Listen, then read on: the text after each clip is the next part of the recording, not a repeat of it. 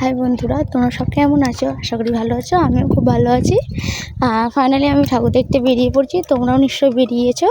তো দেখো, এত পরিমাণে ভিড় হয়েছে প্যান্ডেলের মধ্যে, কি বলবো, ঠেলে ঠেলে ঢুকছে সবাই। আর ঠাকুরটা খুব সুন্দর হয়েছে, প্যান্ডেলটাও খুব সুন্দর। ভেতরটা দেখি কীরকম।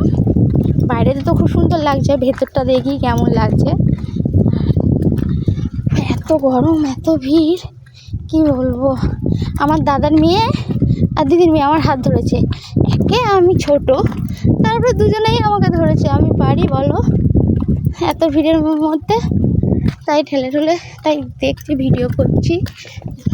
আর খুব নার্ভাস হয়ে যাচ্ছি, তো ফার্স্ট টাইম ভিডিও করছি না।